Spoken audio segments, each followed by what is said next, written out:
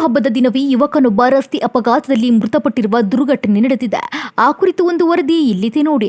ಹೌದು, ಧಾರವಾಡ ತಾಲೂಕಿನ ಯಾದವಾಡ ರಸ್ತೆಯಲ್ಲಿ ಈ ದುರ್ಘಟನೆ ಸಂಭವಿಸಿದೆ.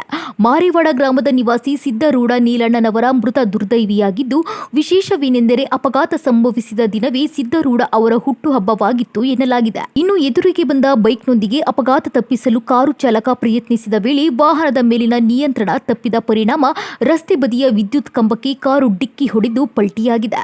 ಅಪಘಾತದ ತೀವ್ರತೆಗೆ ಸಿದ್ದರೂಢ ಗಂಭೀರವಾಗಿ ಗಾಯಗೊಂಡು ಸ್ಥಳದಲ್ಲಿಯೇ ಮೃತಪಟ್ಟಿದ್ದಾನೆ. ಇನ್ನು ಘಟನೆಯಲ್ಲಿ ಬೈಕ್ ಸವಾರನಿಗೂ ಗಾಯಗಳಾಗಿದ್ದು ಆಸ್ಪತ್ರೆಗೆ ದಾಖಲಿಸಿ ಚಿಕಿತ್ಸೆ ನೀಡಲಾಗುತ್ತಿದೆ. ಮಾಹಿತಿ ತಿಳಿದ ನಗರ ಠಾಣೆ ಪೊಲೀಸರು ಸ್ಥಳಕ್ಕೆ ಭೇಟಿ ನೀಡಿ ಪರಿಶೀಲನೆ ನಡೆಸಿದ್ದಾರೆ. ಇನ್ನು ಘಟನೆಯಲ್ಲಿ ಬೈಕ್ ಸವಾರನಿಗೂ ಗಾಯಗಳಾಗಿದ್ದು ಆಸ್ಪತ್ರೆಗೆ ದಾಖಲಿಸಿ ಚಿಕಿತ್ಸೆ ನೀಡಲಾಗುತ್ತಿದೆ.